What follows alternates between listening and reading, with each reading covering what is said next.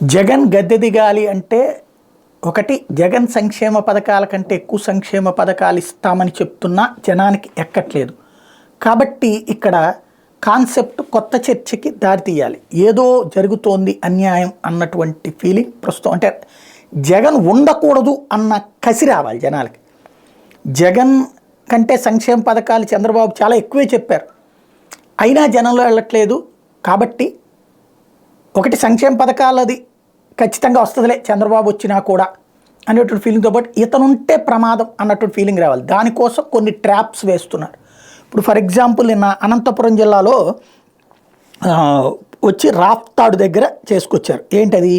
ఖాళీగా ఉన్న స్థలంలో గుడిసెలేసేస్తారు. వాస్తవంగా ఇప్పుడు ఉచితంగా అందరికీ ఇల్లు ఇస్తున్నప్పుడు ఇంకా ఖాళీ స్థలంలో గుడిసెలేసుకోవడం ఎందుకు? పోనీ వీళ్ళకి ఇచ్చిన స్థలంలో ఇల్లే గుడిసేసుకోవచ్చుగా, ఇల్లు కట్టుకోవడం ఎందుకు?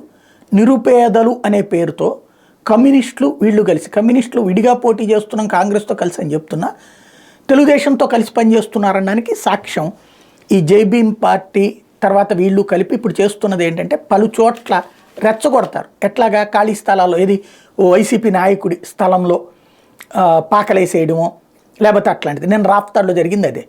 ఓ 30-40 రోజుల క్రితం పాకలేశారంట. ఎందుకంటే నిరుపేదలని. వాస్తవంగా ఉచితంగా ఇళ్ళు ఇస్తున్నప్పుడు, ఇళ్ల స్థలాలు ఇచ్చినప్పుడు, ఆల్రెడీ చేతికి స్థలాలు ఇచ్చేశారు కదా, నువ్వు కట్టుకోలేకపోతే గవర్నమెంట్ ఇచ్చే 1,80,000తో కట్టుకోలేకపోతే పాక్ కట్టుకోలేమా మనం ప్రాక్టికల్? లేకపోతే చిన్న బిల్డింగే కట్టుకోవచ్చు కదా, ఒక పోర్షన్ పాక్ కంటే కూడా మంచిలే కట్టుకోవచ్చు కదా. అయినా నిరుపేదల పేరుతో పాకలేయడం అంటే ఖచ్చితంగా అది కావాలని చేసేది. దాన్ని వైఎస్ఆర్ కాంగ్రెస్ పార్టీ వాళ్ళు ఏం చేస్తున్నారు? వాళ్ళ భూములు ఏదో అయ్యి ఉంటాయి, వెంటనే అవి పగలగొట్టడమో ధ్వంసం చేయడమో తగలబెట్టడమో చేస్తారు. అదిగో చూసారా?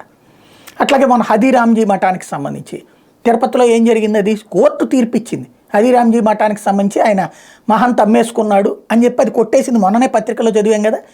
ఆక్రమణలు తొలగించమని కోర్టు ఆదేశించింది కదా. అది చేస్తే అదిగో వైసీపీ వాళ్ళు పగలగొట్టించారు.